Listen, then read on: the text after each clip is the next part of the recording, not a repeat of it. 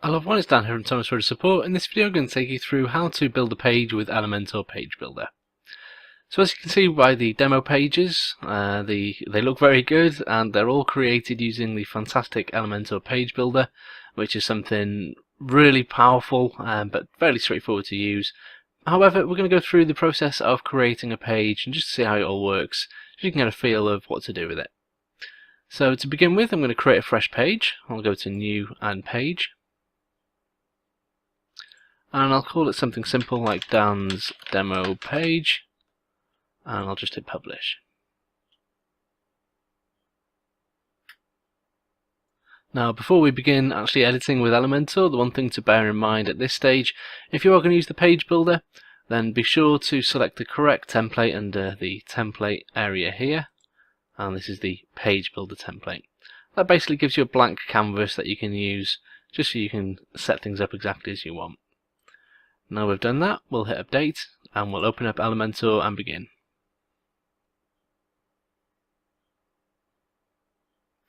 Okay, so here it is. We've got our header and footer, and here is our main content area.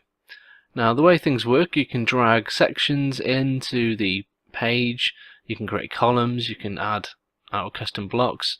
It's all very straightforward. However, we'll go through the process of creating a page now so you can see just exactly how it all works.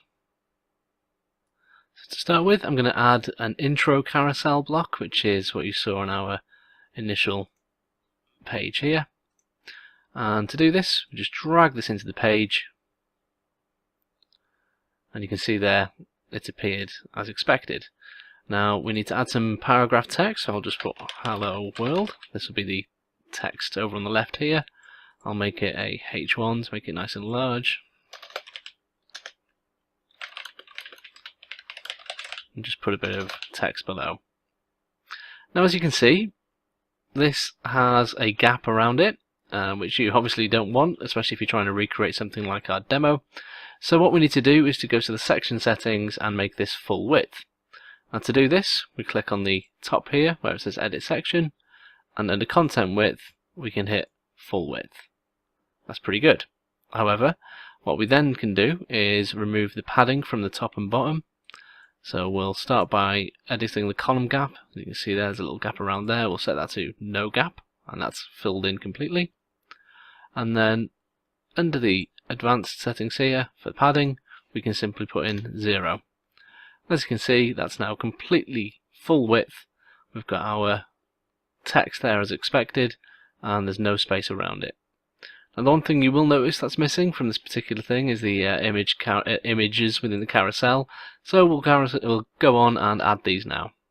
So with this particular block, what we do is go to the carousel items, and you'll see here we've got 1 to start with, so I'll just give it a title. I'll put number 1.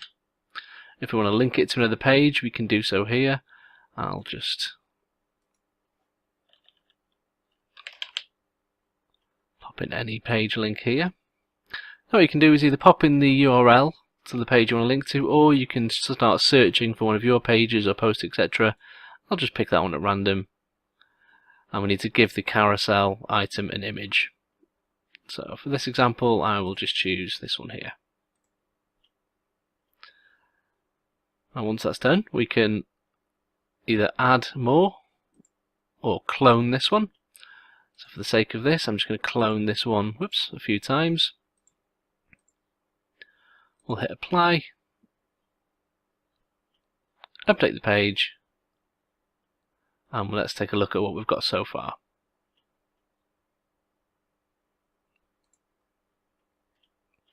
Okay, so as you can see, we've got our text here, we've got our images, all in a neat carousel, ready and raring to go.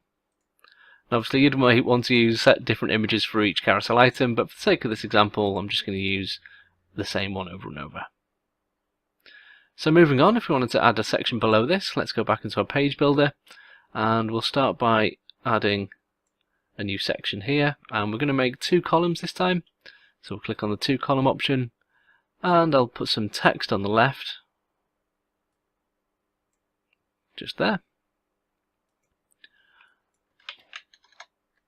I'll just copy this over, And to make that a little bit more bold, I'll make it a nice H2. And then maybe on the right hand side here, I'll pop in an image.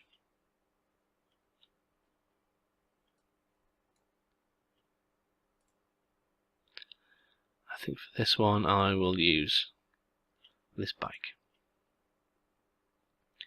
There we go. Now what you can do if you wanted to say resize the columns, you don't need to worry about working out any particular size or anything. You can simply drag the handle that you'll see when you hover over one of the titled columns here and just resize it as you wish. Really simple but very effective. So moving on, let's add another section below this. This time we'll pop another section in. I'll make it just one column. But in this one I'm going to do something a little bit different. I'm going to make it full width, but I'm going to give it a background gradient, and I'm going to do this by going to the section settings and under the advanced tab here, in CSS classes I'll put in BG gradient. And you can see there, as soon as we add that, the gradient is applied and we're good to go. Now if you're looking for a reference of the classes that can be used here, then do check out the documentation. There are a few. So for instance, if I wanted to give this one a dark background, we've got a couple of ways to do that. If we wanted to use the themes dark color, we can go to BG dark like this, or for even more control you can go to style, and in the background type you can choose either just a classic color. Let me just get rid of this, which as you can see gives you complete control, or we can even go one step further and make this a separate gradient which you can control separately as well. You can even use a video if you prefer, or even an image, which I'll do so now. There you go, that'll be nice. Now when we put an image in, you can see there we're only seeing a certain portion of it. That's because of the background settings. We need to set them up also, which as you can see you've got full control here with the page builder. So for now I'm going to have this set to be the middle, which you can see there, shifted it straight away. And for size I'll have it cover the whole area, which means no matter what we add into this middle area here, it's going to cover the whole area neatly. So to give you an example, I'll pop in some text here. I'll make it very large. Now we're going to make that text white by using those classes we saw earlier. So we'll go into the section settings, and under advanced we'll put in text white. And you can see there that makes any of the text that's over this area a nice contrasting colour. Now one thing we can do, you can see we've got one fat column here.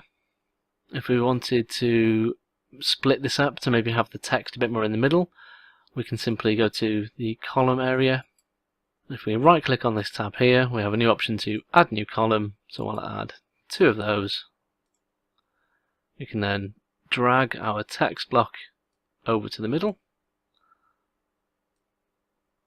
and stretch this out, just like that, with full control. Now if we wanted to add one of our own blocks into one of these sections, that's easily doable. We'll add a new section here, and then within our blocks you'll see our range of custom blocks. I'll put in something like the blog post here, so we'll drag that in, and you can see they just appear very easily there. If we wanted to show more items, we can do so by upping the number of posts to show. Very straightforward. Well, that's generally an overview of how to work with the page builder. Although I'll be going through the custom blocks separately, I hope this has been of some use. If you do have any problems, do come see me over at support. Other than that, thanks for watching.